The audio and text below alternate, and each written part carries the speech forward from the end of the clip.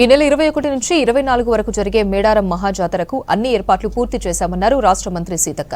వైభవంగా సమ్మక్క సారలమ్మల జాతర నిర్వహిస్తామన్నారు. జిల్లా కలెక్టర్ ఎస్పీతో కలిసి అమ్మవార్ల గద్దెల దగ్గర ఏర్పాట్లను పరిశీలించారు. 4000 మంది పారిశుద్ధ్య కార్మికులు, వైద్య శాఖ నుంచి 30 ప్రత్యేక హెల్త్ క్యాంప్స్, అంబులెన్స్, ఆర్టీసీ సిబ్బందికి టికెట్ కౌంటర్స్ దగ్గర ప్రత్యేక వసతి సదుపాయాలు ఏర్పాటు చేశామన్నారు. ఆర్డబ్ల్యూఎస్ ఆధ్వర్యంలో 14 క్లస్టర్లు, 279 యూనిట్స్తో 5532 టాయిలెట్స్ ఏర్పాటు చేసినట్లు చెప్పారు. వీఐపీల తాకిడితో సాధారణ భక్తులకు ఎలాంటి ఇబ్బంది కలగకుండా ప్రత్యేక జాగ్రత్తలు తీసుకుంటామని చెప్పారు మంత్రి సీతక్క. గుడి శుద్ధి పండుగ నిన్న టెంపుల్ అంతా కూడా శుభ్రం చేసి శుద్ధి పండుగను నిర్వహించడం జరిగింది. నెక్స్ట్ వచ్చే బుధవారం మండమెలిగే పండుగ ఉంటుంది.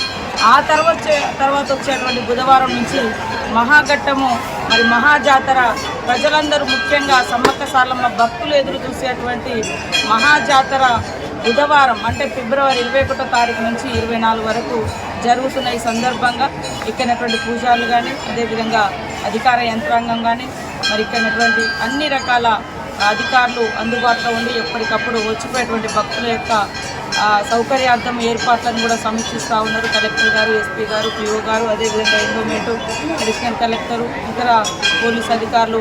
నిజంగా గతంలో ఇంత రష్ ఇంత ముందు నుంచి ఎప్పుడు కూడా మనం చూసి ఉండలేము. ఈసారి చాలా ముందు నుంచి ఇప్పటికే జాతర ఈరోజు చూస్తే దాదాపుగా ఇంకా 13-14 రోజులు ఉన్నప్పటికీ జాతర యొక్క పరిస్థితి ఇప్పటికే సంతరించుకున్నది.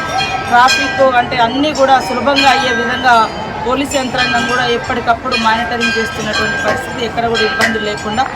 ఏదైనా చిన్న ఇబ్బందులు ఎక్కడైనా తలెత్తినా కూడా వెంటనే మరి మనకు ఆల్రెడీ సీసీ కెమెరాలతోటి మొత్తం నేషనల్ హైవే ఘట్టమ్మ అవతల అక్కడ మల్లంపల్లి నుంచి మరి ఇటు ఏటునాగరం వరకు కూడా సీసీ కెమెరాస్ కానీ ఈ మొత్తం జాతర ప్రెమిసెస్లో దాదాపుగా 500కు పైన సీసీ కెమెరాలను పెట్టి కూడా ఎప్పటికప్పుడు జిల్లా ఎస్పీ గారు, సంబంధిత పోలీస్ అధికారులు మరి వాటి ద్వారా కూడా పర్యవేక్షణ చేస్తూ ఉన్నారు. కాబట్టి వచ్చిపోయేటువంటి భక్తులకు ఎలాంటి ఇబ్బందులు లేకుండా మేము కూడా ఎప్పటికప్పుడు అధికారులతో సమీక్షలు నిర్వహించుకుంటున్నాం.